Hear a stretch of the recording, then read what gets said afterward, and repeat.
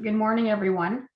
I see that we still have a number of participants joining, but I think we're going to get started with our webinar today.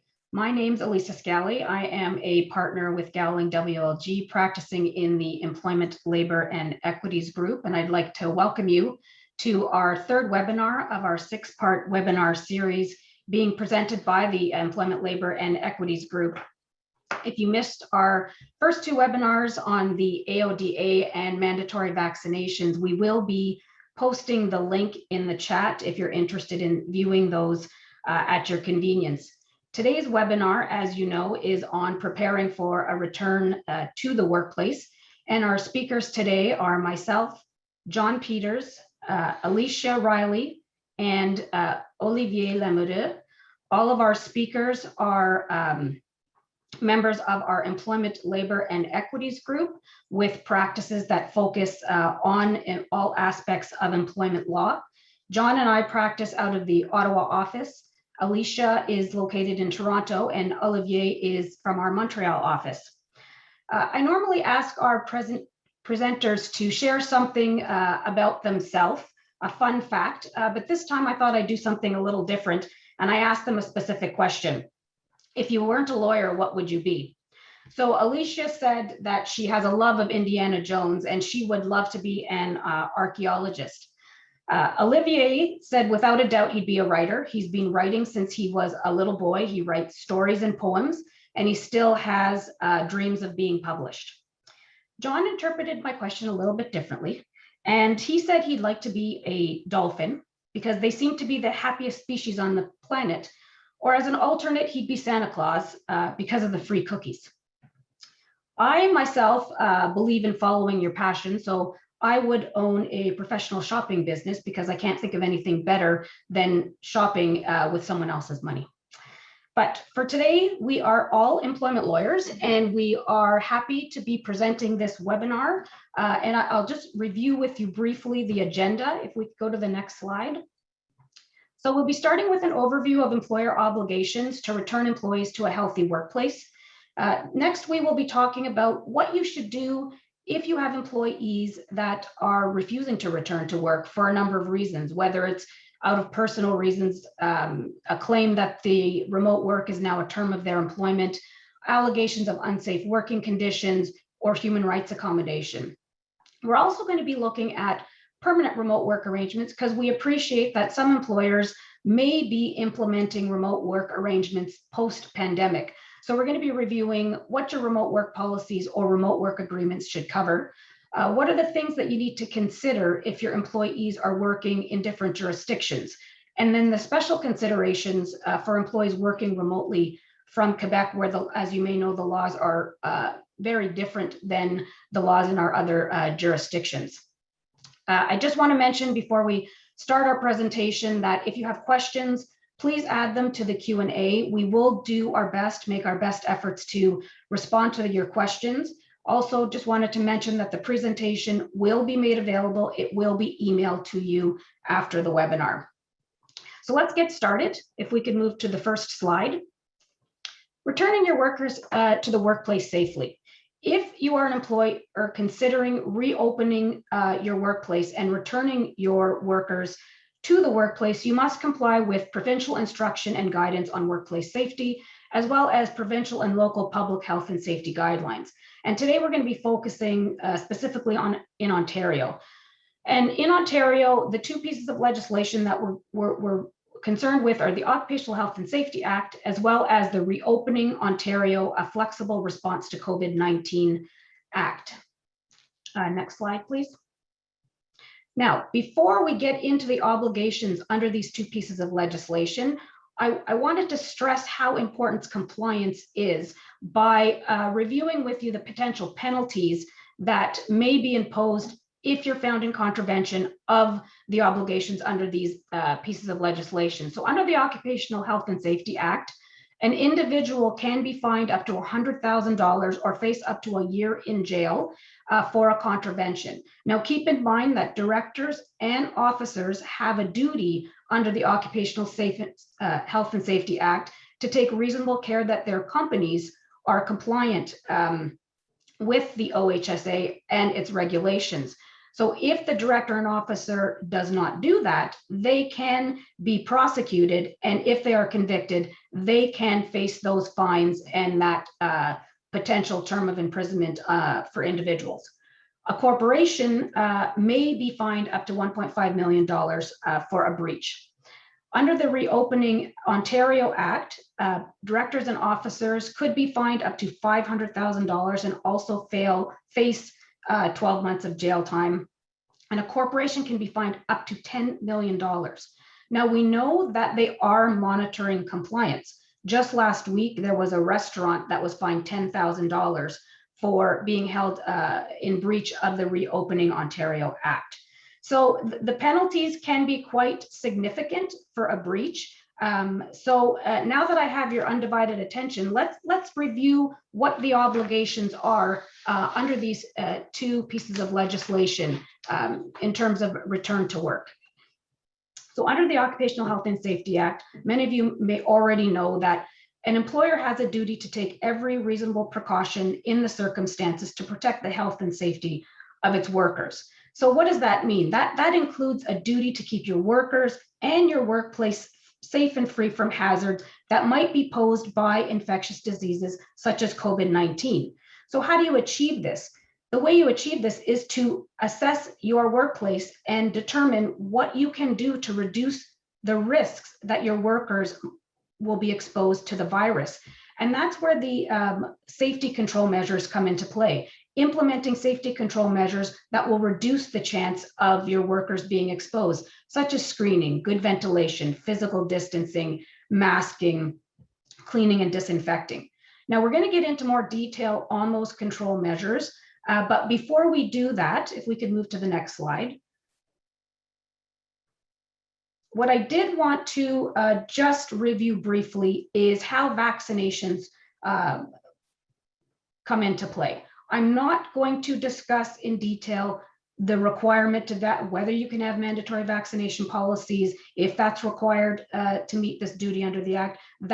We dedicated an entire webinar to that, which, as I mentioned, the link to that webinar is in the chat. But for today, what I wanted to discuss is, if your employees are vaccinated, does that impact the requirement to implement these control measures? And that seems to be a valid question, given the recent guidelines that we have from the federal government, which suggests that physical distancing and wearing masks may not be required for fully vaccinated individuals. In some cases, in social settings, they're suggesting that maybe a fully vaccinated person need not mask. Maybe physical distancing is not required. The one thing that I do want to point out, though, is the federal government's made it clear that these are not guidelines that apply to the workplace. We still have to follow the provincial guidelines for our workplaces. And at present in Ontario, and I just want to stress that this is current information.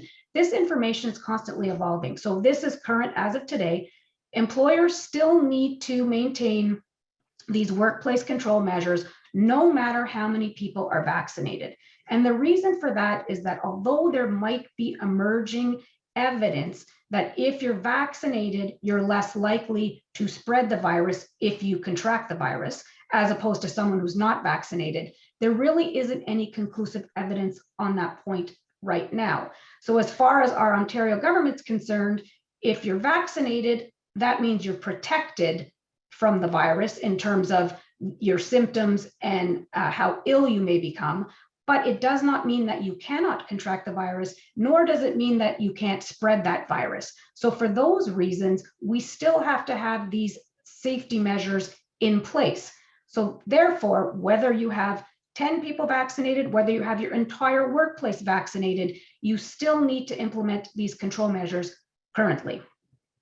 So I'd like to just move on to the next slide and pass it over to my colleague, Alicia, who will be discussing in more detail the control measures as well as the requirements under the Reopening Ontario Act. Thanks so much, Elisa, and I'm delighted that so many of you could join us via Zoom this morning, so thank you for attending. So as Elisa mentioned, under the Occupational Health and Safety Act, the employer's obligation is to implement control measures within the workplace. Looking at this current slide, and if you have some familiarity with occupational health and safety, this may look familiar to you. So this is a hierarchy of controls model for responding to an identified hazard in the workplace.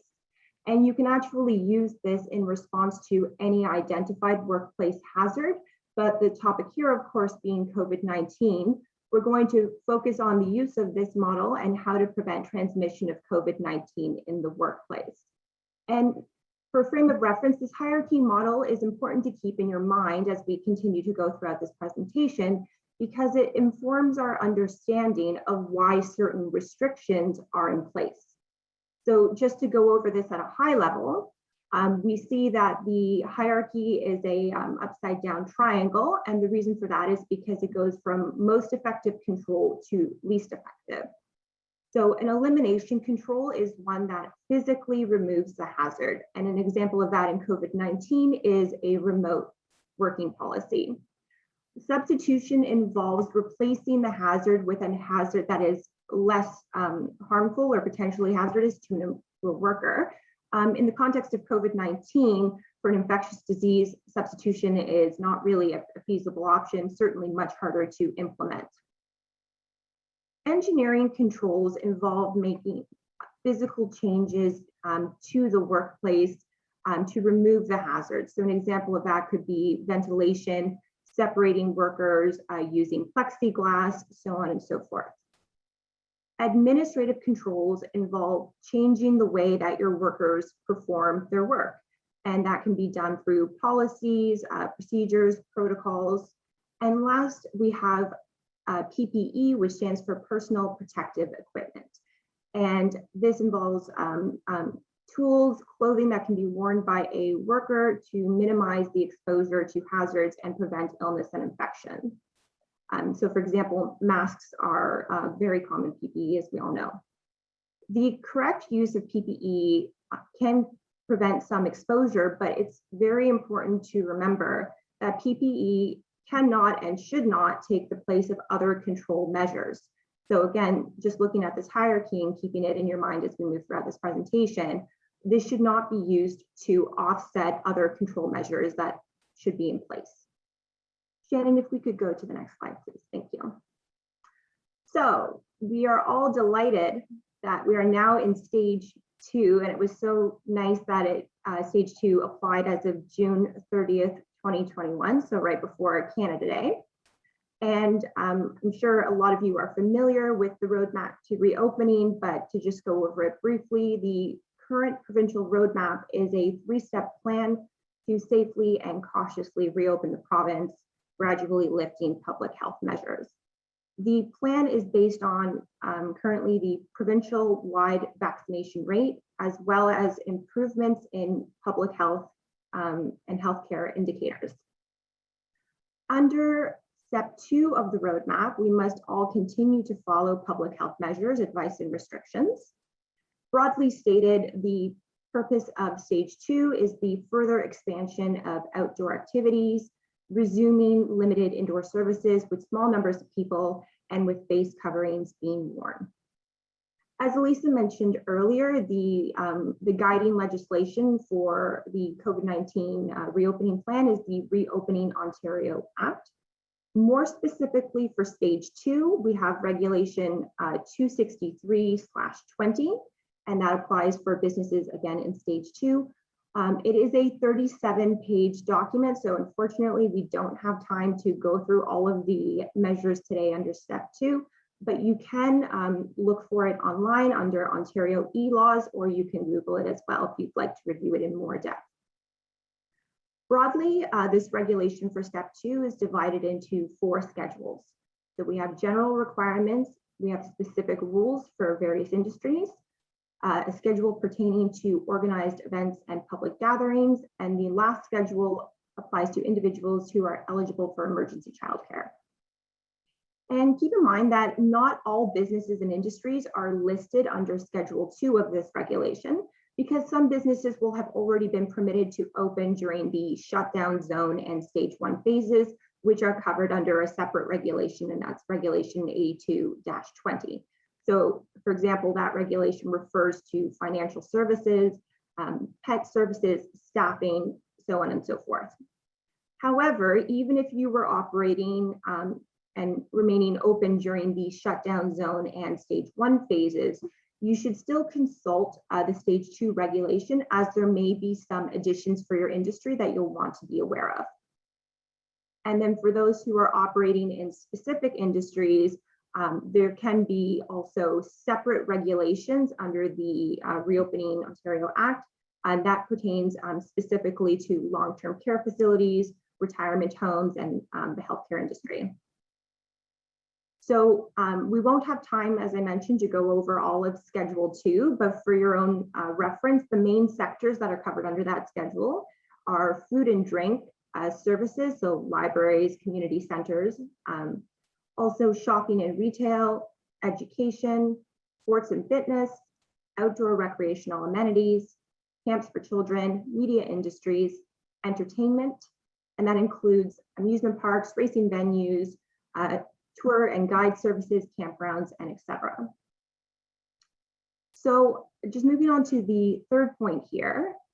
Oh, sorry, Shannon, if we could go back for a moment, thank you. The third point here is that certain businesses under this regulation are permitted to reopen, but only if they are meeting all of the restrictions specified. So that means meeting both the general requirements under Schedule 1 and any industry-specific requirements under Schedule 2. If the business is not fulfilling all requirements, then they must remain closed. And there are some exceptions that apply if the business is preparing to reopen or is otherwise open for inspections and maintenance. But generally, the rule still is if you're not following these restrictions, you need to remain closed. Having said that, there are no prohibitions on a business operating remotely for the purposes of providing goods by mail or other forms of delivery, or making goods available for pickup and providing services online. On this last point here, this is outlined under the general compliance requirements in the regulation. So Schedule 1, Section 2, and in my view, it's the most important. So it says here that the person responsible for a business shall ensure that the business operates in accordance with all applicable laws, including the Occupational Health and Safety Act, as well as the advice of public health officials and the Chief Medical Officer of Health, including recommendations on physical distancing, cleaning, disinfecting, and screening. And this is substantially the same as the requirement that applied to businesses that were open during the shutdown zone and stage 1. And as Elisa noted earlier, the employer's obligation under the OHSA is broadly stated to take every precaution reasonable in the circumstances for the protection of the worker, which is a very vague and onerous requirement. But more importantly, in my view, is we have this new requirement here about following the advice of public health officials and the Chief Medical Officer of Health, who is the newly appointed Dr. Kieran Moore. So what this regulation does is it effectively gives their advice the force of law. And more specifically, the regulation requires compliance with directions from the Chief Medical Officer on passive screening, which includes posting signs, also active screening for employees. And so with these particular restrictions or requirements in place, if you are not already doing so, you should be actively scanning sources every day. Perhaps set a reminder for yourself or sign up for updates online to make sure that you are up to date on what the public health official guidance is. And again, as Lisa mentioned earlier, I mean, we're seeing changes on this every day. So that's why it's so important to check in often.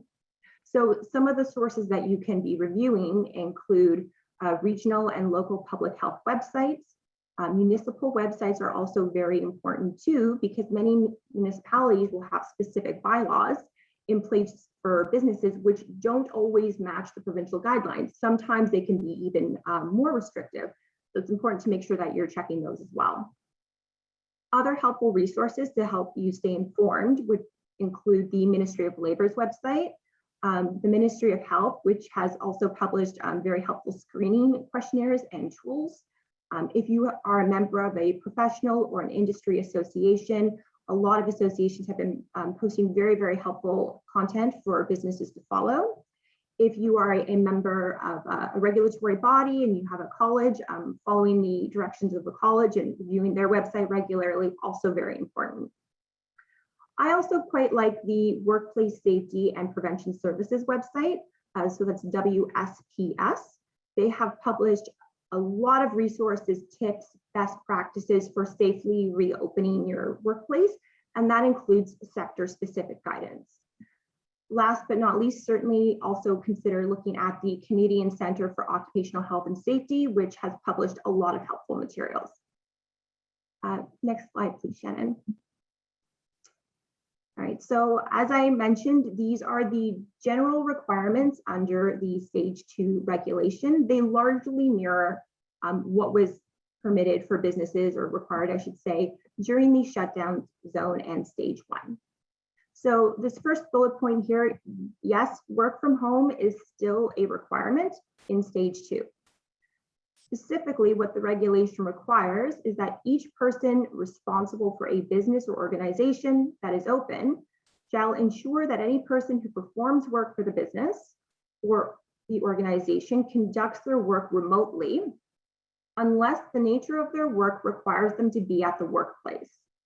And there is an exception for government and publicly funded organizations that deliver government services. But for all other employers, we don't have a lot of guidance on what it means for the nature of an employee's work requiring them to be on site. It's very easy to conceptualize that for certain businesses. For example, retailers with store locations. If you operate a restaurant, it's a lot more difficult to conceptualize when we have office-based jobs, because most of us have found a way to work effectively from home. There really is no one-size-fits-all solution when it comes to critically assessing the nature of whether or not an employee's work requires them to be in the workplace. But one starting point may be to review the job description prepared for that role, and considering the degree of integration that that particular position has with the on-site work of the business. The other important consideration can be potentially human rights and also mental health considerations, when employees may say, I need to come into work because I'm not able to focus on my job at home. And so that can also trigger other considerations, and that involves a more extensive analysis. The requirement of the regulation, also repeating what was required during the shutdown zone and Stage 1, is a COVID-19 safety plan, and that is a requirement under Section 3.3 of the regulation. So every person responsible for a business that is open must prepare and make available a safety plan in accordance with the regulation no later than 7 days after the requirement applies. So with it being July 7th and Stage 2 commencing on June 30th, everyone who is currently open should already have this in place.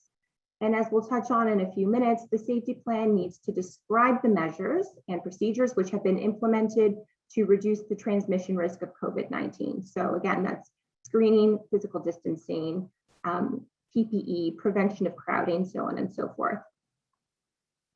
For particular industries under Schedule 2, there are some heightened requirements as well. If the nature of the business should be that it could be enhanced crowding could be possible. So if you have a business that operates in physical fitness, sports training, outdoor theaters, cinemas, museums, and galleries, so on and so forth, you'll definitely want to consult Schedule 2 of the regulation as well, because you can have heightened requirements to include prevention of crowding measures in your safety plan. It's also important that your safety plan be made in writing and available upon request. Particularly ensure, of course, that employees are trained on it, but make sure that employees know where it is located, especially if you do have a public health inspector conduct a workplace inspection. You should also post it on your website as well. A lot of my clients have said that they found it very helpful to let their customers know what measures they're taking to prevent the transmission of COVID-19. You also do need to ensure that a copy of the plan is posted in a conspicuous place where it's likely to come to the attention of those working and those attending the business. So ideally, you should be posting your COVID-19 safety plan at your health and safety board at work, as well as public entrances. Passive and active screening. Passive screening includes providing signs at the entrances of work establishments to ensure that individuals know how to screen themselves for COVID-19. Active screening is still a requirement for your employees, and enhanced active screening can apply in certain industries such as rented event spaces and restaurants.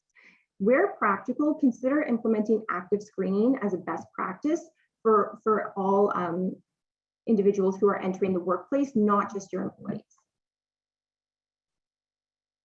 Moving on to masking and physical distancing, it is still a requirement in any indoor premises, including a vehicle, unless there is a masking exception under the regulation, and that can include accommodation under the code, the AODA, having a medical condition, or if the person works in an area that is not publicly accessible and they are at least 2 meters away from other people. So if the employee is attending the workplace and they have a private office, that could be a good example of when they would be no longer required to wear their mask. However, again, you want to make sure that you're consulting the municipal bylaws, because sometimes the bylaws can be more restrictive. For your cafeterias and your lunchrooms, be mindful of the fact that there is also a requirement for plexiglass barriers and physical distancing if a mask is removed to consume food or drink. So there's a couple different ways, of course, that you can approach this. You can either consider staggered lunch break times, or also perhaps asking employees to eat their lunch at their desk to ensure that you don't have to install any additional barriers. And masking and physical distancing requirements do also apply to lineups inside the place of business. And outside a place of business, the lineups must have physical distancing maintained as well. And it's nice under the regulation that the masking requirement does not only apply to businesses, but also to individuals when they are attending a business. So in other words, it is everyone's responsibility to wear a mask and to maintain physical distancing from each other. There's relatively limited guidance on PPE requirements under Schedule 1. The only specific one is that a person must wear PPE that provides protection for the eyes, nose, and mouth. So for example, a face shield, safety glasses, and goggles. If a person is within 2 meters of a person who is not wearing a mask within an indoor area or is not separated by plexiglass or another impermeable barrier. So again, keep in mind that the employer's obligation is to take all reasonable precautions. So if the nature of your workplace requires enhanced PPE protocols, you will want to include this in your safety plan. And indirectly, we can apply the PPE requirement to providing masks for employees who do not attend with them at the workplace. Capacity limits are an important part of the Stage 2 regulation as we begin to reopen and have more members of the public attending indoors. The general requirement is to limit capacity of any business or facility that is open to the public to 50% unless otherwise specified. And the requirement to also ensure that members of the public can maintain physical distancing of at least 2 meters. If you're not sure about how to calculate the capacity for the particular worksite that you are looking at, there is a formula available in the regulation. But the other thing to be mindful of is that under Schedule 2, there can be further restrictions depending on the type of business that you have. So Schedule 2 has broadly been divided between essential and non-essential retail. Essential retail has a greater capacity than non-essential retail at this time. Also, certain venues, concert venues, theaters and cinemas, museums and galleries, they are limited to 25% capacity. Once you've calculated your capacity limit, you should be posting a sign that's available to the public to specify what the capacity limit is. This is important for 2 reasons. One, in case you do have a public health inspector attend at the workplace to make sure that you are compliant. But it's also very helpful to members of the public as well, particularly when you are dealing with smaller public-facing spaces. For example, if your capacity limit is 2 and that you have a sign posted, it would be much easier for a member of the public to quickly verify whether or not they're going to make your business exceed the capacity limit. And if so, they're probably going to wait outside and wait for one of your patrons to leave. So it's helpful for them as well. Another interesting part is that certain businesses, such as shopping malls, do have no loitering requirements under the regulation. But as a best practice, you should consider applying it to all businesses, all aspects of your business when interacting with the public. Again, and that's part of the requirement in terms of elimination of hazardous measures. And so, generally speaking, the less contact that you have, the lower the risk of transmission. Under this cleaning requirements, the requirement under Schedule 1 is to ensure that washrooms, lockers, change rooms, similar amenities are cleaned and disinfected as frequently as necessary to maintain a sanitary condition. And there's also a requirement that any equipment provided to members of the public must be cleaned and disinfected as frequently as necessary to maintain a sanitary condition. So what has been really helpful for a lot of our clients are to kind of assume the role of a patron and figure out what items are you touching as you go throughout a particular place of business. So that could include your point of sale terminals, self-checkout stations, e-signature pads, carts, baskets, so on and so forth. And so for those particular tools that apply when a member of the public is present, you do need to make sure that you have additional cleaning. Oh, see, we have a question. Oh, yes, sorry. We did have a question about providing links to the regulation. Absolutely happy to provide that to you.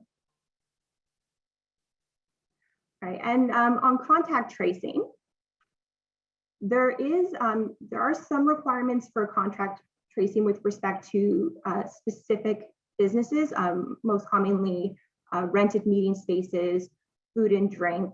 But as a best practice, you should consider implementing contact tracing for all members that are visiting your workplace. And the reason why you want to do that is just because, again, it's part of making sure that your workplace remains safe for employees. And if there has been, perhaps somebody who has attended the workplace recently, maybe even not an employee, but you later learn that person's contracted COVID-19, you now have the tools to make sure that you can help prevent the risk of any further spread. Now, where it's required, records must be kept for at least a month and can only be disclosed to a medical officer of health or an inspector under the Health Protection and Promotion Act. So keep in mind that, yes, contact tracing is a fantastic initiative, definitely something worth implementing. However, you are collecting and retaining personal information. So you do have an obligation to ensure that that information is being kept safe. And last, we do have limits on social gatherings and events. Generally, it's 5 persons indoor, 25 outdoor. And under Schedule 1, there are also special requirements for rented meeting spaces, tents, canopies, live entertainment, professional and elite amateur sports. Unfortunately, we don't have time to go into all of that right now, but if that sounds like it might apply to your workplace, then please do take a look at the regulation. If we could please go to the next slide, Shannon, thank you. Okay, so we know what's happened with stage 1. We're currently in stage 2. What's going to happen in stage 3? The province's current benchmark for stage 3 status is 70 to 80% of adults vaccinated with 1 dose, 25% vaccinated with 2 doses.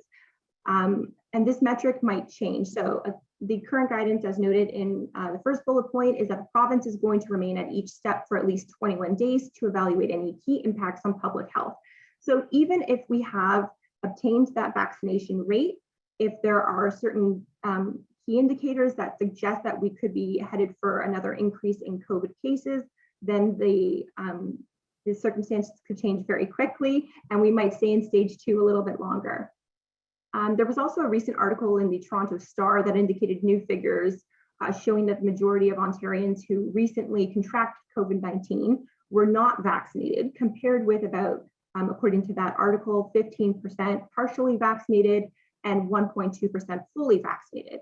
And so with metrics like this, as they continue to come out, it is also possible that the province will increase vaccination rates before moving on to stage 3. And what I've read most recently in the news is that Ontario's new Chief Medical Officer of Health is not in a particular rush to move to stage 3. So while we're all very hopeful that we might be at stage 3 by the end of July, it really is subject to change at a moment's notice.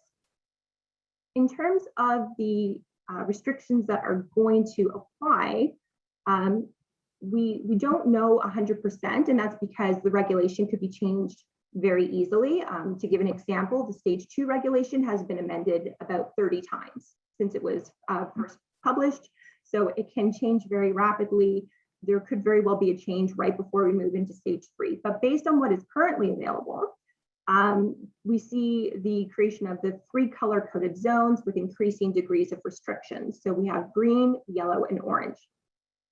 The remote working requirement, there's a noticeable change in the language that is currently under the regulation. So we have the person responsible for a business that is open shall operate the business organization in compliance with any advice, recommendations, and instructions issued by the Chief Health Medical Officer or another public health official on working remotely.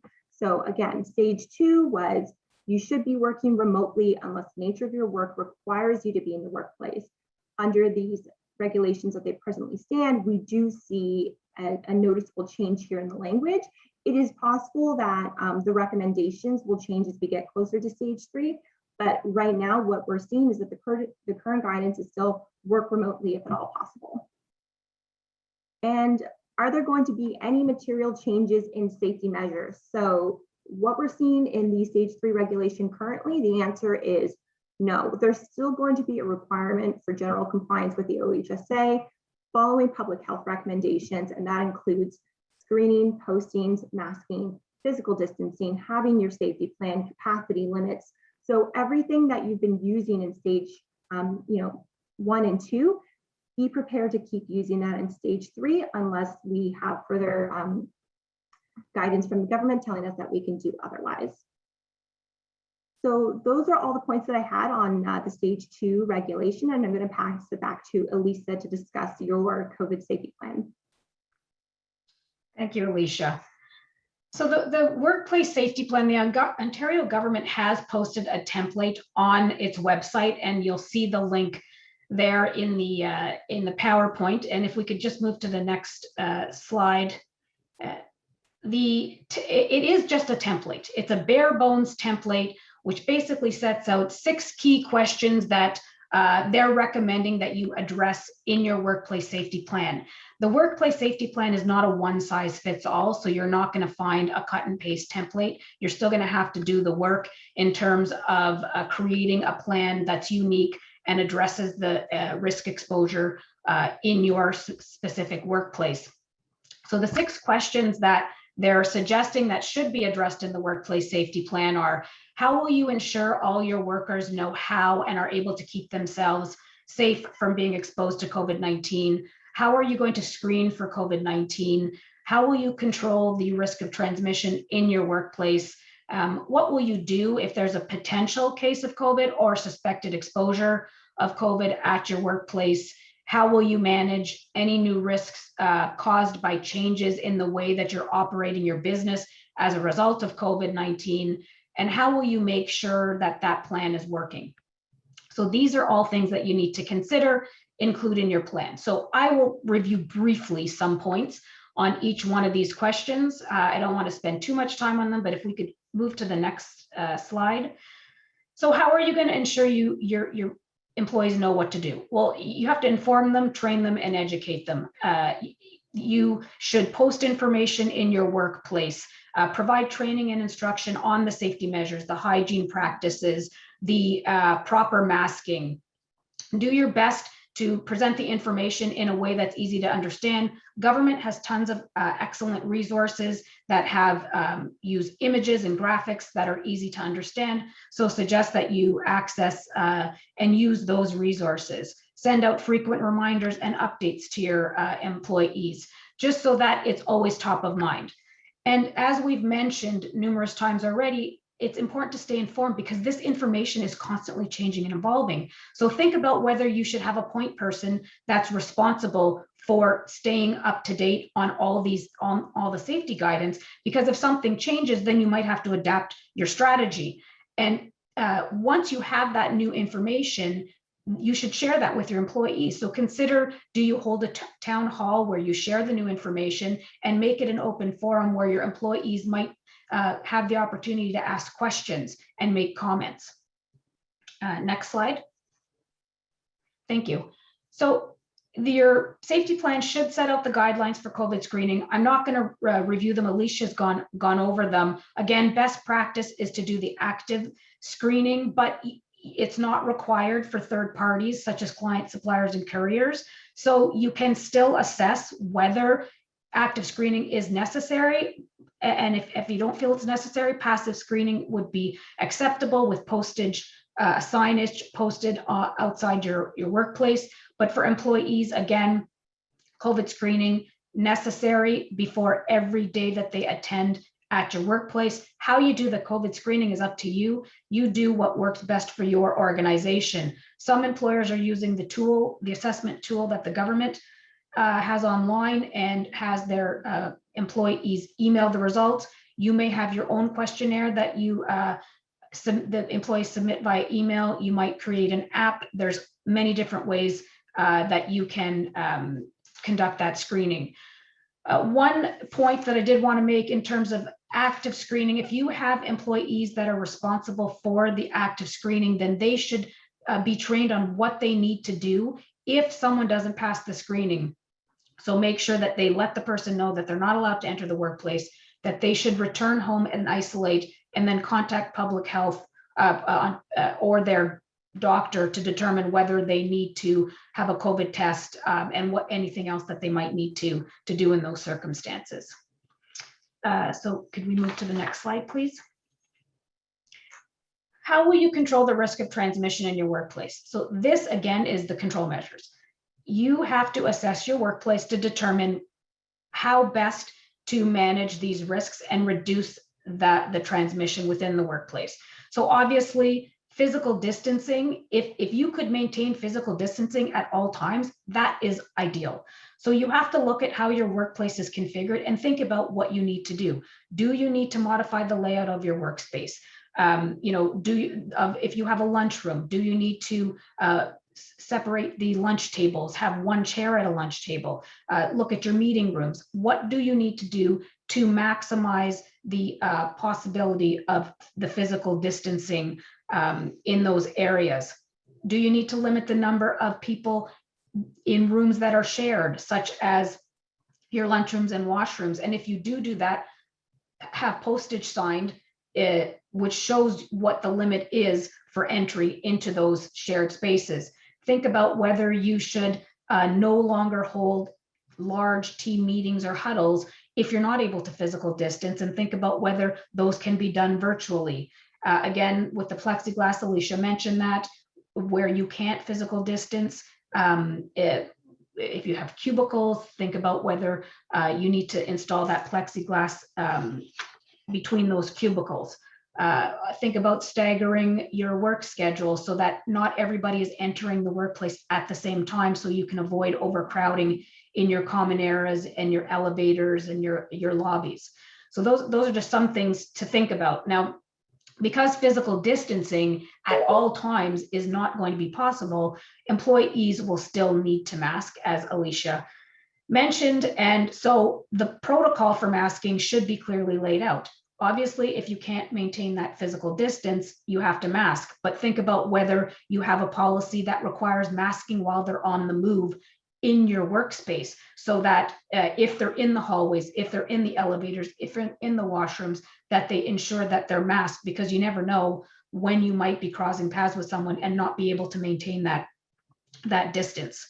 Again, and this seems like everyone should know how to use their mask by now, but it's important to still remind employees that the mask, you should be covering your mouth, nose, and chin. So reminders like that are also important, and you should implement those in your plan.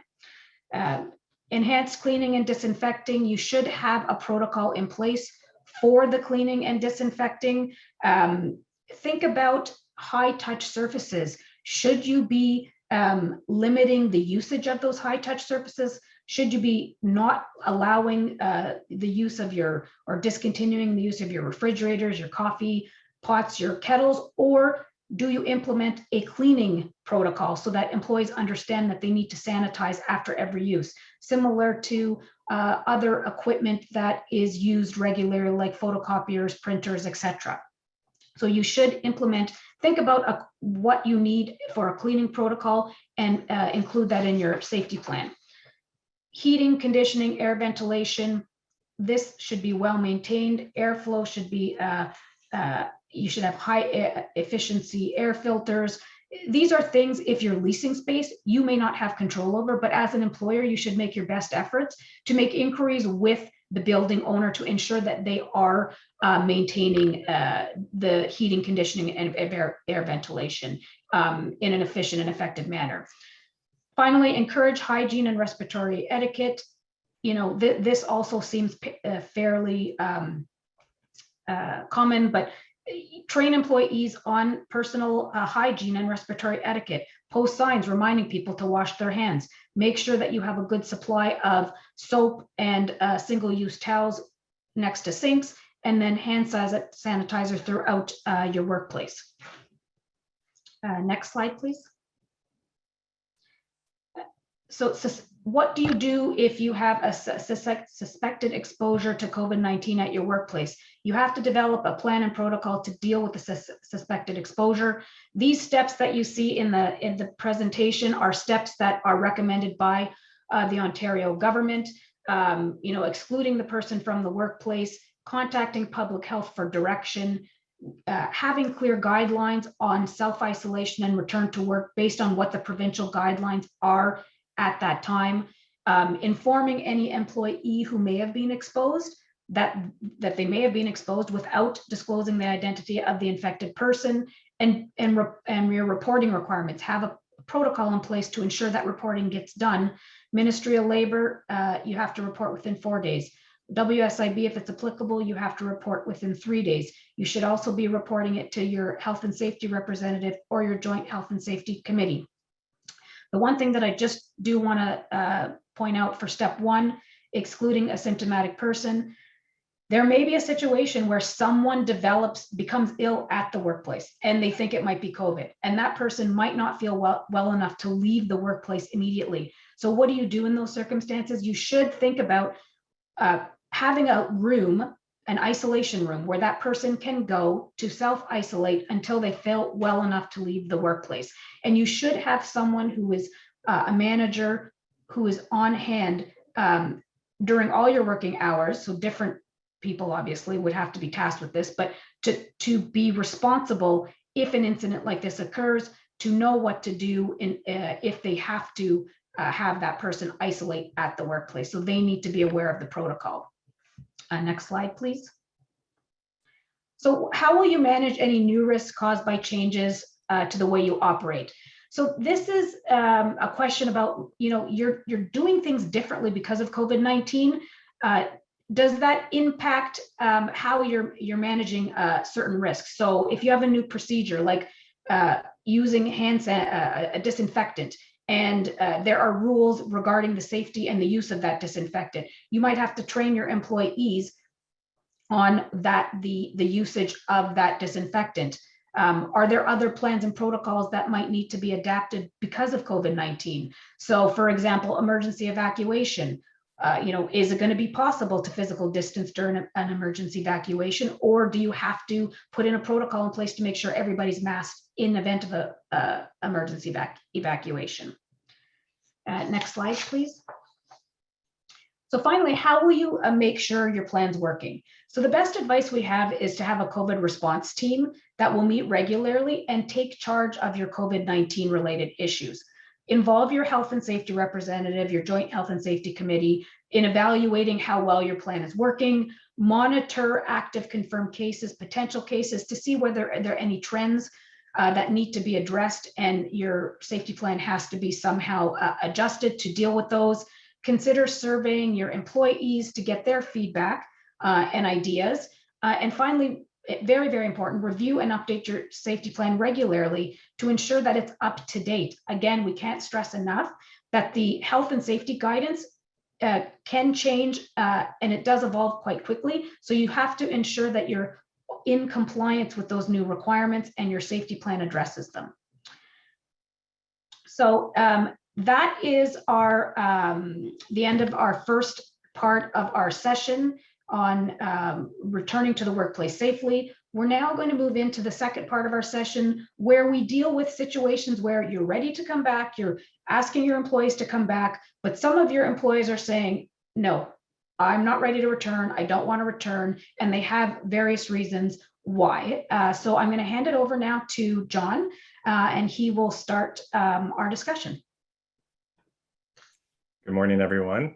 As Elisa has stated, I'm to talk to you about employees who refuse to return to work on certain grounds. I'm going to talk about, first of all, employees who are going to be fearful to return to work.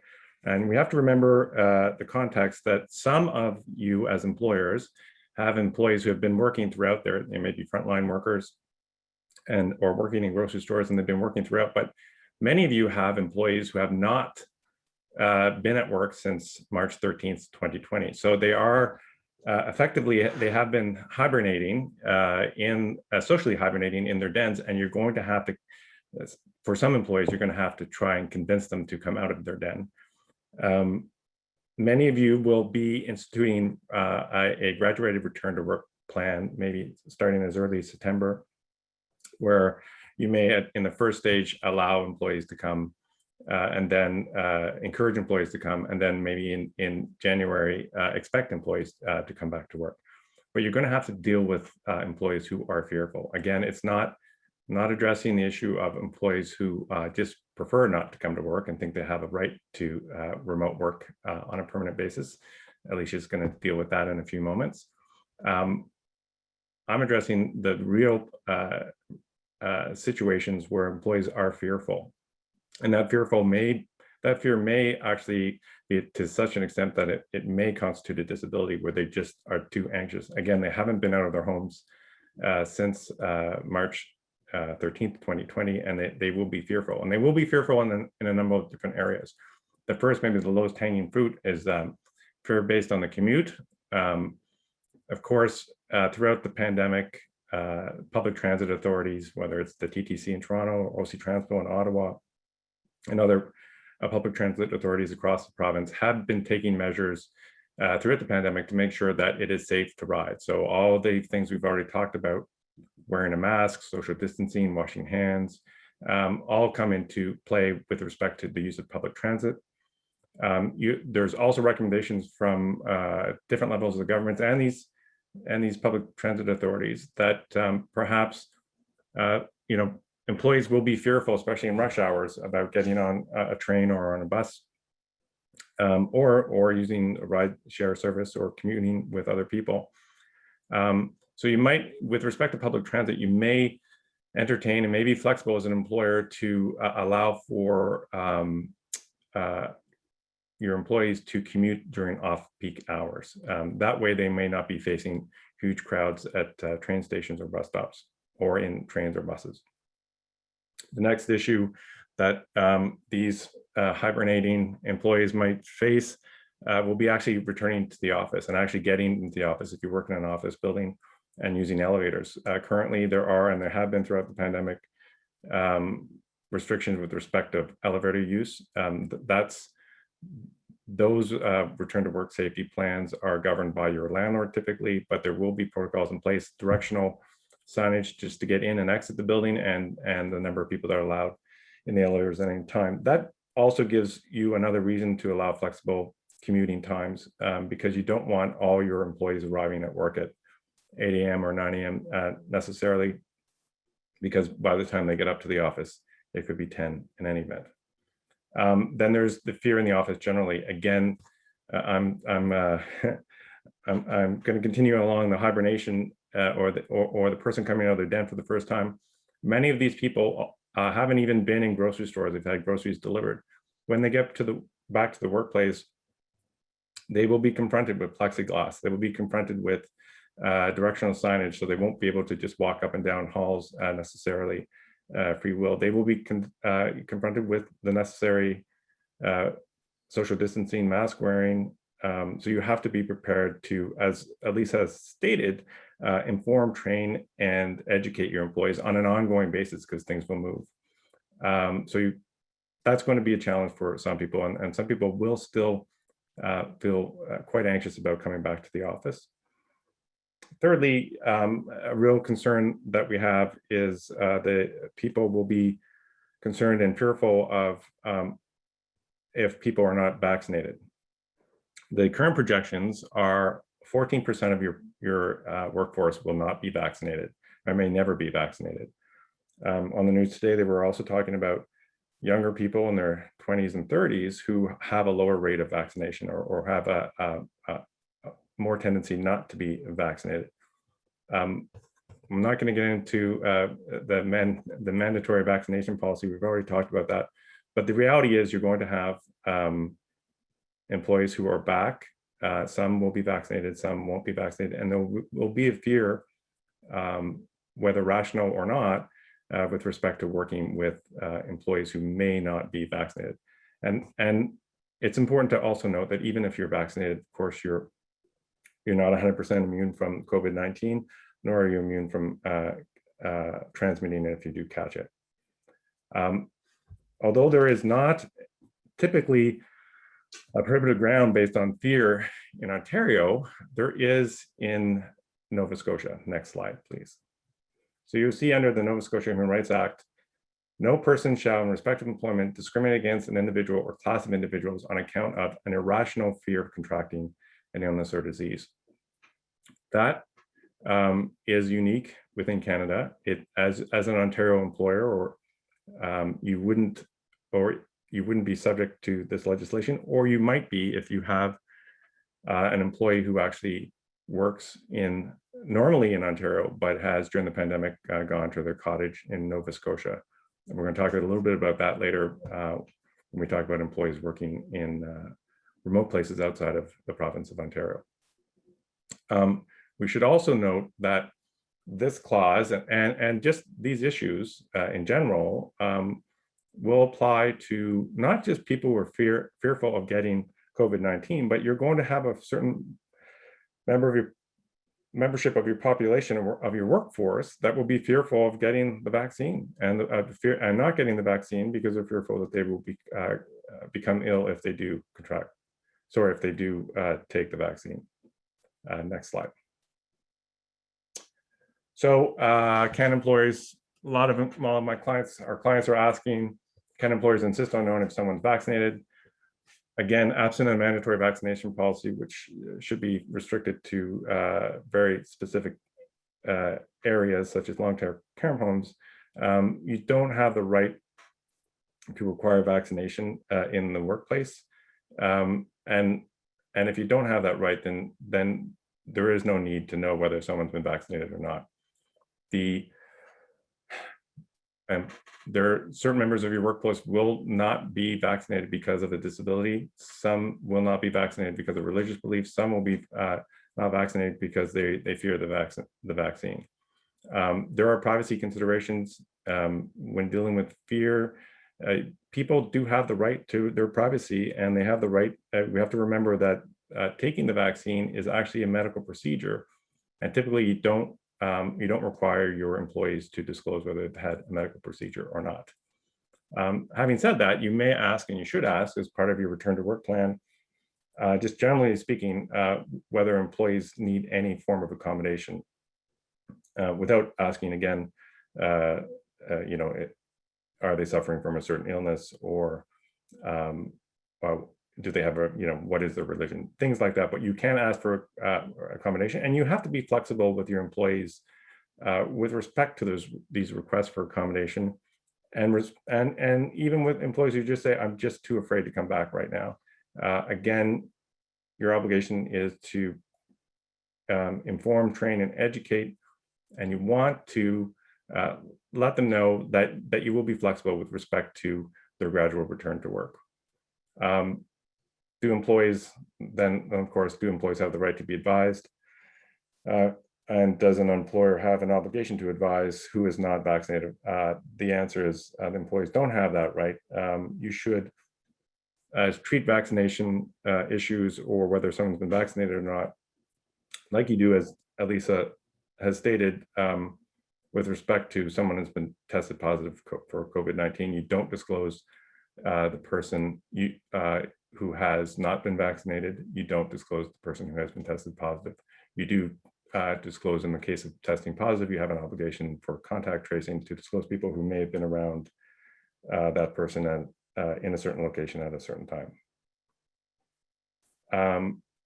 So that's my presentation on fear, and I'm going to hand it over to Elisa. Thanks, John. So for all of us who have been working remotely for the past 15 to 16 months, it's very possible that when it comes time for employees to return to the workplace, they might take the position that working from home is now a term of their employment, and therefore they are not required to return to the office. And while we would like to say that it's as simple as, no, the expectation is that you will be in the office and we'll see you, effective the return date that we specify. Unfortunately, it's not that simple. So when you're facing these types of requests from employees, there is a bit of a multifaceted analysis that you need to undertake. So the first being, when was the employee hired? If their employment predates COVID-19, it is very likely that their employment contract, their written agreement, will not have any thing pertaining specifically to remote working unless that was their work setup all along. But if they've been hired within the COVID-19 period, you do also want to make sure that you've reviewed their employment agreement to make sure that it has that necessary wording in there about remote working being the temporary expectation, not the permanent expectation. Beyond that, if you have been very, very clear with your employees that remote working is a temporary thing and that you will resume in-person, in-office operations once the government restrictions change, then as an employer, yes, you do have a reasonable basis, of course, to insist that your employees return to work. However, we encourage you, please do review all of your protocols. A lot of times employers think that their expectations have been very clearly set, and from the employees' side, they might find, no, it's actually not clear to me that this was only supposed to be temporary, or that I now am obligated to return to the workplace. The other thing that you'll want to do as the employer is to check in with management, and specifically the employee's direct supervisor, because it's not uncommon that the employee has had a conversation with their manager offline, and that manager could have very well, either in writing or verbally, made a representation to the employee that yes, you can absolutely stay, work from home as long as you like, it's not a problem. And so if that's the case, the employee might say, well, hang on a second, I've been told this and I've now relied upon it. So that's another consideration to look out for as well. And lastly, you also want to take a look at what has been done for other employees, particularly if the employee that is bringing forward this concern has a small working group, 6 to 8 people. Of course, they're not entitled to know if somebody is having a medical accommodation, of course, but they might look at that and say, okay, well, why is it that I'm required to return, but 6 of my colleagues are not required to return? And so you just want to be mindful of that as well, just because they could be bringing forward concerns about potential workplace harassment from their supervisor, so on and so forth. So to sum it all up, as long as you've been very, very clear that the expectation is remote working is temporary, return to your office as soon as it is possible and safe to do so, it should be fine. If not, then you do need to think again before you just tell that employee that yes, you're 100% required to return to the office. If we could go to the next slide, please. And I'll pass this back over to John, who's going to discuss this topic. I'm back. So there are issues with respect to employees' rights and with respect to employers' duties to their employees. Under both the Ontario Occupational Health and Safety Act, and if you're a federally regulated employer under the Canada Labor Code, you have, as we've alluded to throughout this presentation, you have the duty to take every reasonable precaution to protect employees. And actually the legislation talks about workers, because it's not just your actual employees, but anyone who works for you at your workplace, which would include independent contractors. The converse, or in respect to that obligation, employees actually have the right to refuse unsafe work. Under Section 43 of the Occupational Health and Safety Act, or Section 124 of the Canada Labor Code, there are specific issues with respect to COVID, and I sort of alluded to them in my fear slides. But you may come across employees who are just they don't think the employer is doing enough, whether it's with respect to your return to work safety plan, or with respect to your admission of employees, again, who are unvaccinated. And I don't want to overemphasize this, but we have to be very careful. We're living in unprecedented times, and we have to be very careful with delineating between those who are vaccinated and unvaccinated. And I know today it's normal parlance to say, have you been vaccinated? And if so, did you get your second shot? How did you feel? What did you get? Those are things that we say to each other all the time. But when you return to work, it probably isn't proper etiquette to do that. You will have employees who will be fearful of the unvaccinated, and it's odd that they are, because it's actually the unvaccinated employees who are at greatest risk because they're not vaccinated. But in any event, under the Occupational Health and Safety Act and under the Canada Labor Code, employees have the right to refuse work. Under the Occupational Health and Safety Act, if the employee feels that their workplace is unsafe, they need to notify the employer. The employer has to investigate with a workplace representative, an employee or representative, and a management representative. They must address the issue and try and resolve it and have the employee return to work.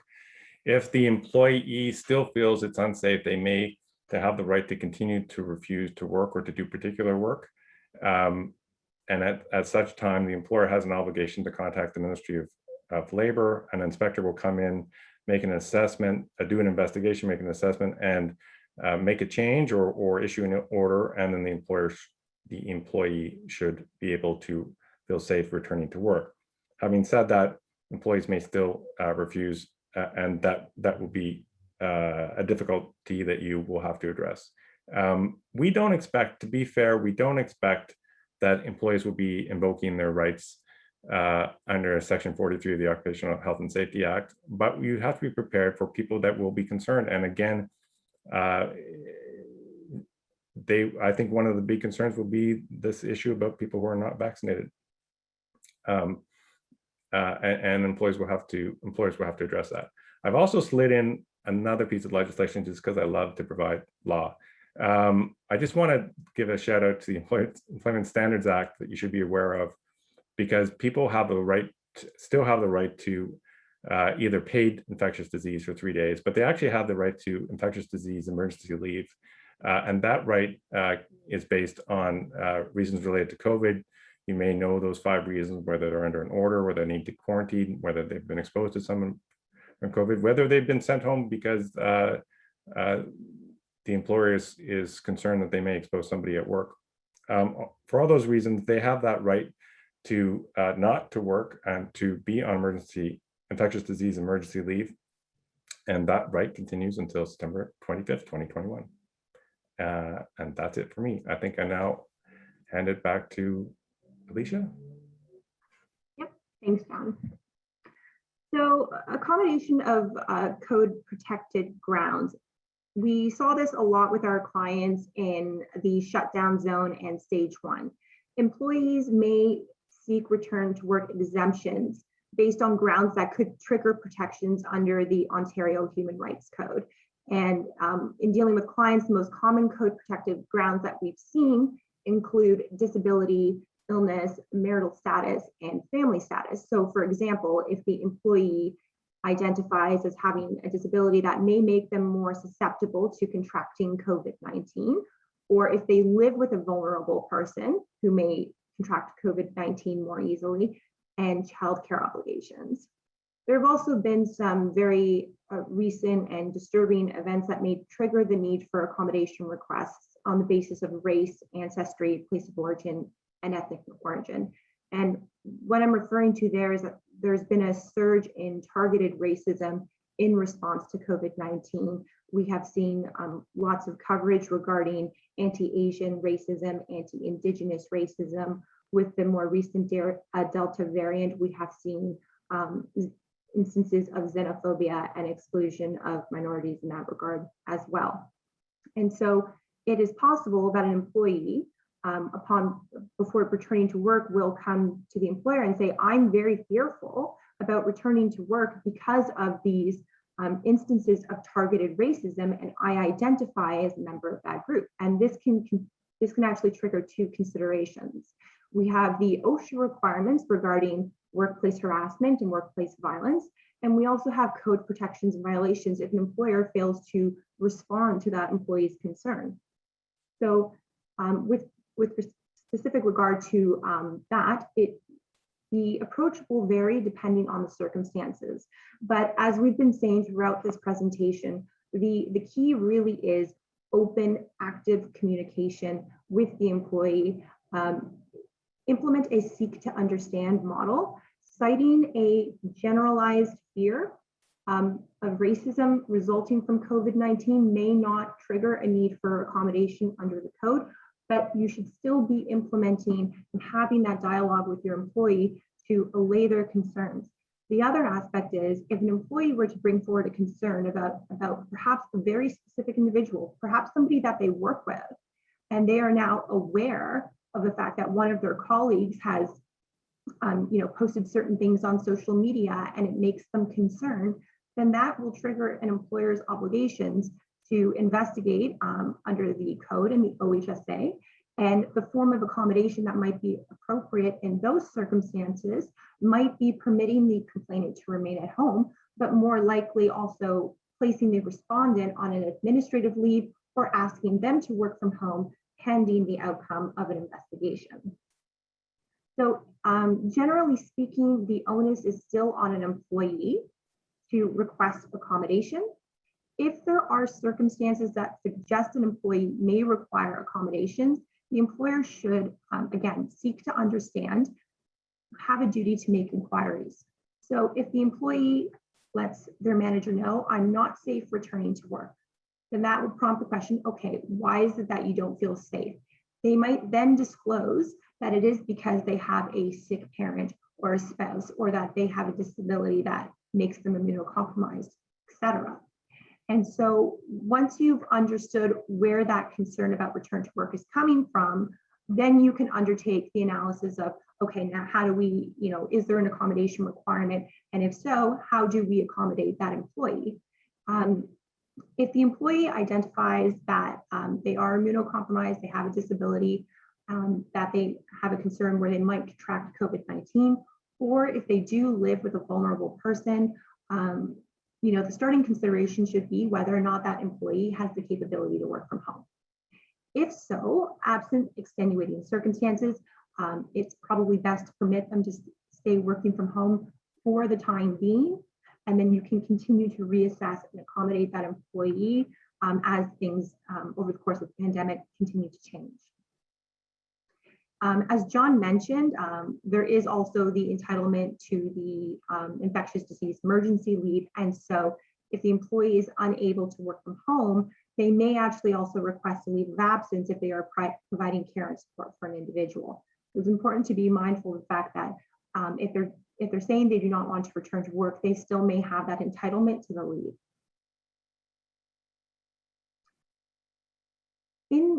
So in the event that the employee identifies a genuine need for accommodation, so they do have childcare obligations, or as I mentioned, they've identified a disability, the employee still has an obligation to cooperate in the accommodation process. So they need to be prepared that, for example, if they do live with somebody who is immunocompromised, the employer may need to ask questions, not about the diagnosis, but to understand what is the risk to that vulnerable person.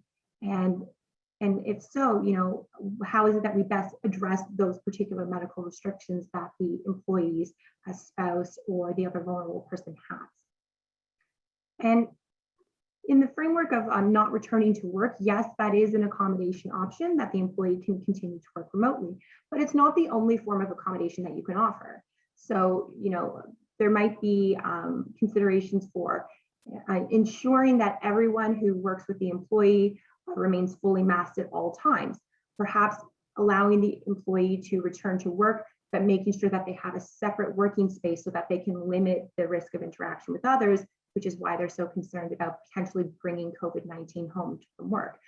Enhanced hygiene measures, staggered entry and leaving time so that they can avoid contact. So there are a lot of options that are available to employers to accommodate employees that have these concerns and fall short of, yes, you need to be absent from work. From a legal perspective, the focus should remain on, the risk of the employee contracting and transmitting COVID-19. And so again, if there are options that are available that will help reduce those measures, thinking back to the hierarchy of controls that we've already covered, then those are available for you to consider as well. So that's it for me, and I'm going to pass it off to my colleague to discuss remote working arrangements. Thank you, Alicia. So we wanted to discuss remote working arrangements because we realized that there's been a bit of a shift, and many employers are now considering whether they do want to maintain some form of flexible remote working arrangement post-pandemic.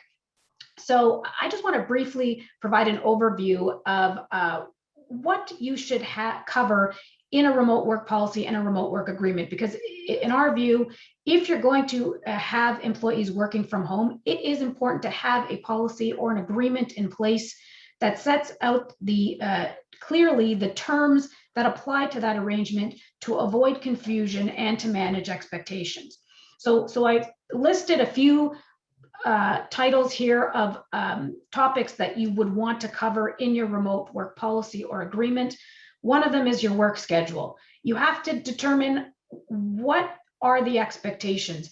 Is the employee expected to work during core hours, take their breaks, and if they have appointments, they want to run personal errands, they're expected to do that during their break as they would if they were working in the office?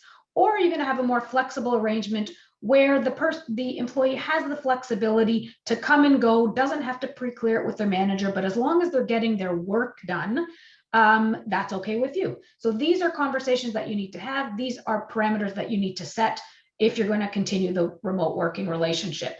You should have a term and a termination provision. It should be made clear to the employee that their eligibility to work remotely will be dependent on a determination that they and their position are deemed eligible by you as the employer, and that you maintain that discretion, and that you reserve the right to terminate that arrangement with notice, of course. Communication, what's the expectation in terms of what level of communication the employee is required to maintain? Do you have to have regular check-ins? Do you expect them to be on email, accessible by phone? These are things that you need to consider. Who's supplying the equipment? If you're supplying the equipment, what kind of equipment are you supplying? Is it okay if the employee uses their own equipment? And what are the concerns if they do use their own equipment? Make it clear that you're not going to be responsible for any damage, loss, or wear and tear to that equipment. Health and safety, this is a big one because it's difficult to control a remote work location. It is important that that remote work location is still healthy and safe. It's ergonomically sound. So some of that responsibility has to be on the employee. They need to ensure that they have a healthy and safe workplace, remote workplace. And this might shift from what we were dealing with in COVID. COVID was temporary. People may have been working from their kitchen table, but is that really going to be appropriate for a longer term remote working arrangement? You want to ensure that they have a proper working space, that it is ergonomic. And, you should consider having a requirement that you conduct inspections. Those inspections don't necessarily need to be in person. You could do them virtually, but just to get a sense of where they're working. Does it look safe? Do you see hazards? So to work through those. If there are accidents or injuries that occur in the course of performing work at the remote work location, you should have a protocol in place so that they know that they need to report those accidents or injuries, that you're not going to be liable for any damage to property or any personal effects, that they should have insurance to cover the contents, the dwelling, the equipment, in their home while they're working remotely. Security of the equipment, security of the information. Determine what level of security is required. Are they working with highly confidential information so that if they're not in their remote work location, that you would require that it be secure with a locked door? Is that necessary? These are things that you need to think about, that you would want to include in your policy. Reimbursement of costs. Who's paying for what? Who's paying for the costs associated remote work? There's internet, there's home maintenance, there's home insurance. If the employee is responsible for all that, that should be clearly laid out so there's no confusion. And finally, remote work location. I've gone through this quickly, but there's a lot of information here. But remote work location, this one, you would think that it would be easy and everybody would assume, okay, your remote work location is where you're living. It's where you reside. But we learned during COVID that employees didn't necessarily see it that way, because they thought to themselves, well, as long as I'm working remotely. So what does it matter where I'm working from? What location? And it does matter, because if they're working in a different jurisdiction, that could have implications for you as an employer. So in your remote work agreement, it should specify what the remote work location is, and be very clear that if that changes, that the employee needs to seek the approval for that change of the work location. And John, I'm going to hand it over to John, because he is going to review with you what the implications are for the employer if the employees are working from jurisdictions other than where you as the employer have your physical office space. Thanks, Elisa. I understand we're running short on time, so I'm going to be pretty quick, because I don't want to stand between you and our closer, Olivier. So you might think, as Elisa stated, it might not be an issue if you're working outside of your province or outside of the city in which you normally work. And you may allow your employees to remote work from outside of Ontario. You might take off to a cottage in Nova Scotia, or chalet in Quebec. And typically you would be protected with respect to applicable laws in that the ESA applies to employees whose work is to be performed in Ontario, and that work, employees' work to be performed in Ontario and outside of Ontario, but the work is a continuation of the work that's normally performed in Ontario. So that's not a big deal. So yes, you can go to Nova Scotia or Quebec, but actually that isn't necessarily the case, because over time, there has been case law with respect to people who have been working remotely in other provinces, and the laws of those other provinces may apply depending on the circumstances. You have to remember, we are currently in an uncharted territory. Many of your employees who may be working remotely may have been working remotely from another province other than Ontario since March 23rd, and they may not return before January 2022. That's a long time to be away from the office, and that may affect the applicability of the Employment Standards Act, the human rights legislation in Ontario, pay equity, health and safety legislation, privacy legislation, and it may affect the person's requirements to pay tax. And I'll let Olivia talk about that in a moment in respect to Quebec, because the tax rates are different in Quebec. The flip side of that is you may have employees who don't normally, and we have clients who have this, employees who don't normally work in Ontario, but because of COVID, they are working in Ontario. And they have been during COVID, there's a good risk, especially if they may not even normally work in Canada, but they've been working in Ontario.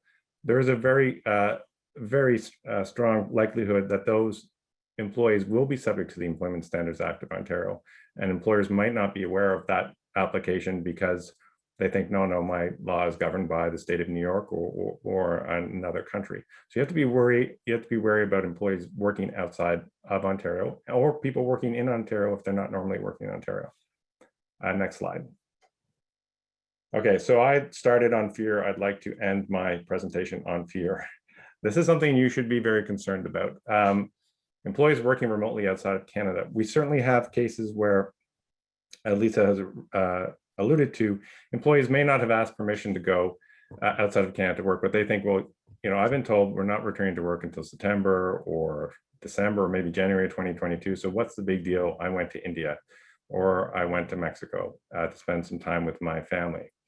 You should be concerned, you should be fearful of that because number one, tax. There are tax implications if for the employer, for you as the employer, the corporation, if that remote worker has created a permanent establishment in that other jurisdiction outside of Canada, that could attract tax liability on the corporation as an entity.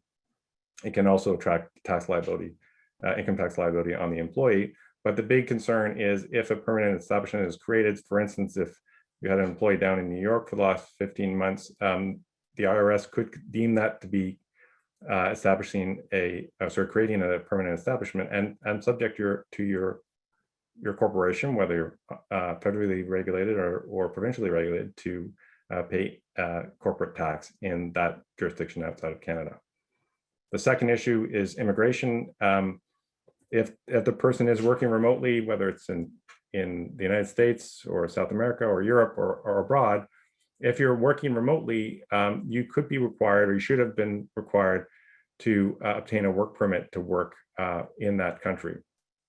The problem with that is we've seen clients who've tried to be compliant with immigration laws of those countries, but by obtaining a work permit, that actually might trigger the first problem, which is the creation of a tax obligation because you created a permanent establishment. So you should be very wary about people working outside of Canada. And finally, in addition to immigration issues and tax issues, employment standards, human rights, pay equity, health and safety and privacy, all those issues may be applicable to your employee who's working outside of Canada. And in certain jurisdictions, such as Mexico, the employment laws are much different. It's actually different. It's more difficult to sever or terminate an employment relationship if they are considered to be working in Mexico and subject to Mexican law. So you should be concerned or fearful. And with that, I will transfer it to my mon ami, Olivier.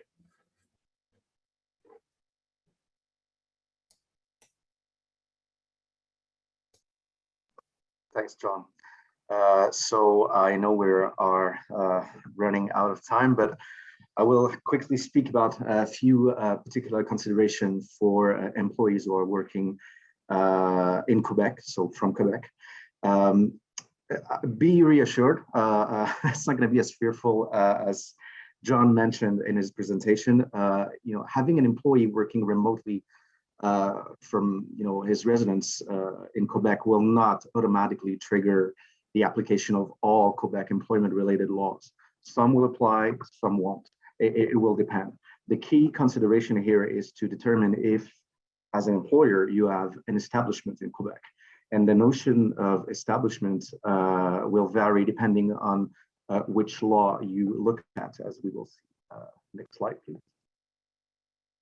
So the general principle, and I'm going to keep it very simple here, having an establishment in Quebec means doing business in Quebec. And by doing business, I mean, producing goods, delivering services, engaging with the general public in Quebec. This is what it means to do business in Quebec. And if you do that, well, you will be deemed to have an establishment here. It should be noted that it's not limited to physical premises. An employer let's say based in Ottawa, for example, can have no residence, domicile, head office, or office in Quebec. But it can come to Quebec to fulfill a contract or render a service of a continuous nature through an employee who is working remotely here. And in this specific situation, this could be considered as having an enterprise in Quebec.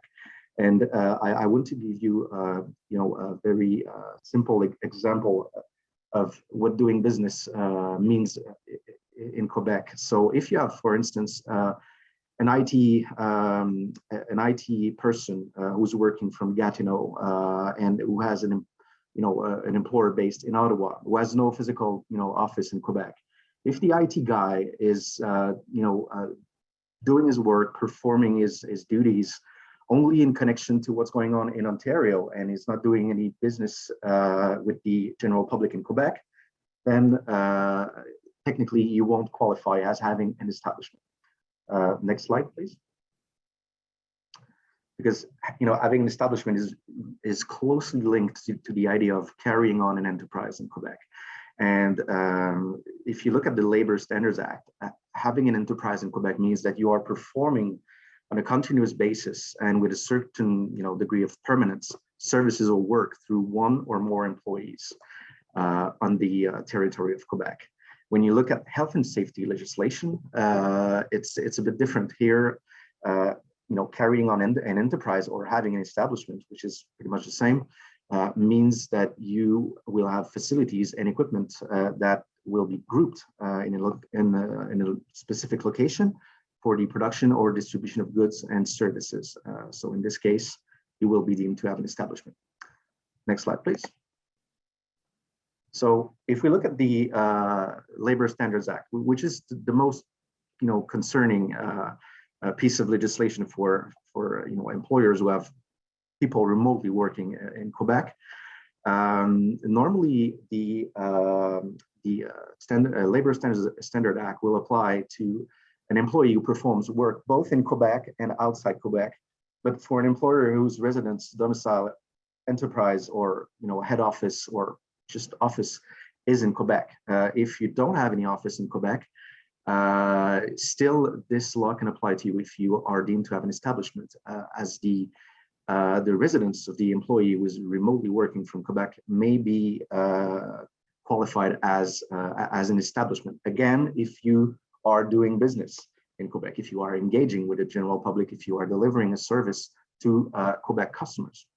And this is a big deal, because if the Labor Standards Act applies to you as an employer, even if you're located outside Quebec, I mean, it will have huge impacts on, for instance, termination without cause. In Quebec, with the exception of a termination for economic reasons, an employee who has more than 2 years of service and who is not a senior manager cannot be terminated without cause. This could otherwise lead to the filing of a complaint for unjust dismissal. And the CNESST, which is the Labor Standard Commission, may reinstate the terminated employee with back pay. So this is really important to consider. Also, it will have an impact on vacation pay and vacation time.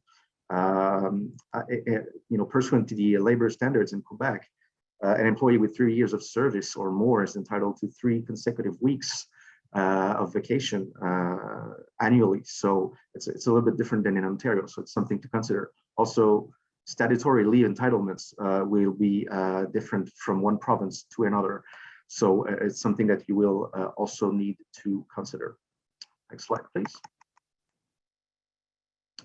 So regarding industrial accident and occupational disease, again, here the key is the notion of establishment.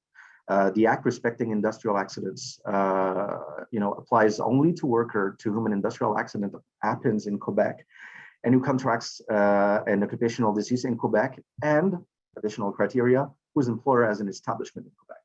And as I've mentioned before, the notion of establishment pursuant to this act is rather different, and normally will not apply to an employee who's simply working remotely in Quebec without engaging with the public and doing business, because you really need to have like facilities and equipment grouped in a location, again, for production or distribution of goods and services.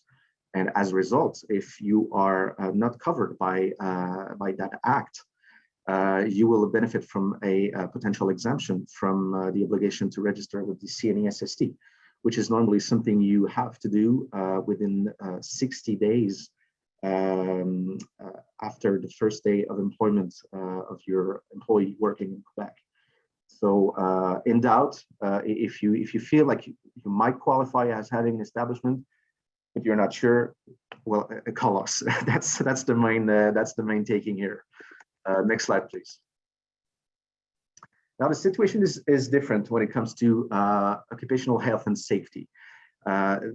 For this act, you don't need to have an establishment in Quebec, for the act to apply. It will apply to you as soon as the work is performed in Quebec. So under this act, so the Act Respecting Occupational Health and Safety, which I will call AROSH, well, the Act provides for a number of obligations for employers with regard to their employees as in Ontario. So the employer will need to ensure that the safety of the employee's workplace is sound, and may have to set out certain conditions to that effect in a specific policy or an agreement, as my colleague Elisa mentioned earlier. And again, sanction for non-compliance with the AROSH are quite dire, as every person who by an act or an omission does anything that directly or seriously compromises the health or safety or physical well-being of a worker is guilty of an offense, and fines can potentially reach up to $300,000, and there's also potential jail time for directors and officers in cases where blatant negligence is involved. So it's really something that you need to be careful about.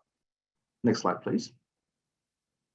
Now, as you may know, we have the Charter of the Rights and Freedoms in Quebec, and this is a special piece of legislation that will apply to you no matter if you have an establishment or not. That's not even a criteria. It applies to tourists who are just passing by Quebec. So it gives you an idea. So the charter will apply to your employees working remotely from their home or their cottage, chalet, as John mentioned. And this will have potential impacts regarding their rights to privacy.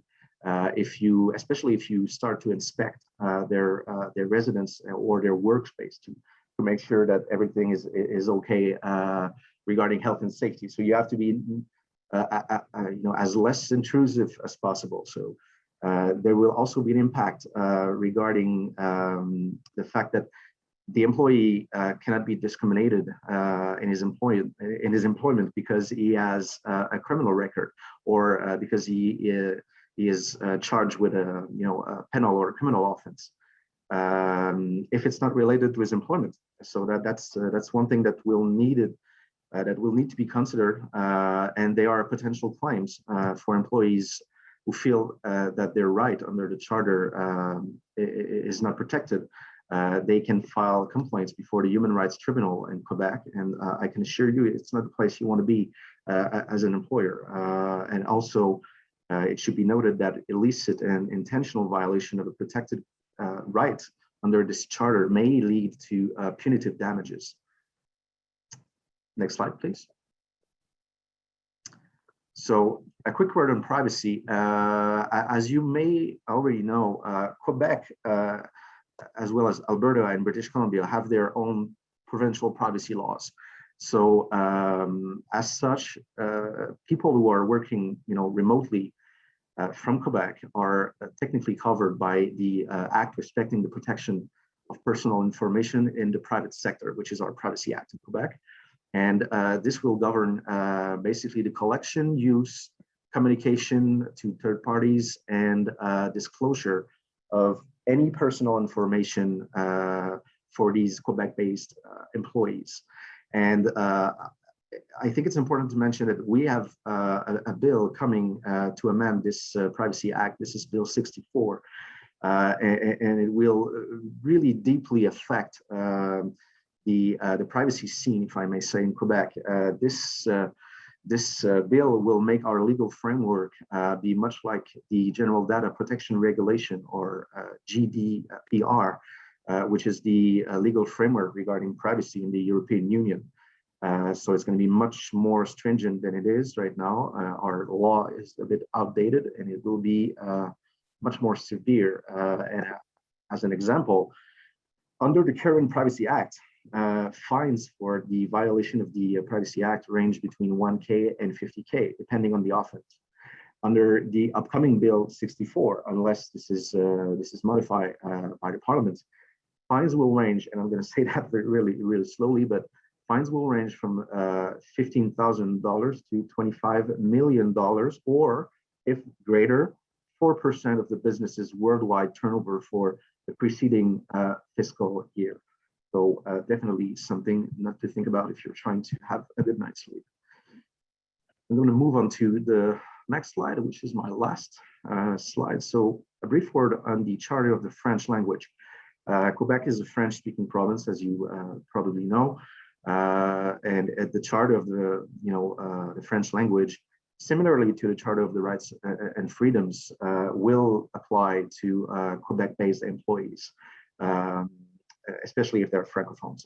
They can ask, any written communications directed to them, or any employment offer that they receive to be drafted in French. What we do right now is we insert a clause that says basically that the employee has agreed and has requested it, expressly, that his employment agreement be drafted in English, and that's sufficient for the moment being. But the thing is, we have also another bill coming up that will change this. That's Bill 96, that will amend the as we call it in French, la loi 101, so the Bill 101. And under this new future bill, an employment contract which has not been negotiated by the employee, so we're technically talking about most employment contracts. I mean, it could be drafted in English under the strict condition that a French version has been examined first by the employee. So it's a way of saying, well, basically you have to have your employment contracts all drafted in French, and you have to hand them to employees before you are allowed to give them an English version. So it's a huge burden, and this is definitely something that you need to consider if you're having people working. And I'm thinking especially in the Gatineau region, across the river. And just a quick word to say that Bill 96 will apply to federally regulated employers, which is not currently the case. So telecommunications businesses and banks, for instance, will be targeted now. We will see if that stands, but this is the general intent.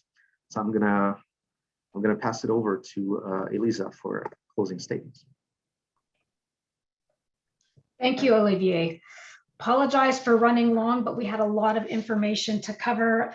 We hope that you found the session informative. Thank you to all the speakers for the informative session. Just want to let everybody know that our next webinar is scheduled for September 30th. We're taking a bit of a break. We know everybody is probably wanting to take vacation over the summer, so we want to make sure that everybody has a chance to attend. So September 30th is our next webinar. It's on accommodation and disability management. So we hope you can join us, and I hope everyone has a lovely day.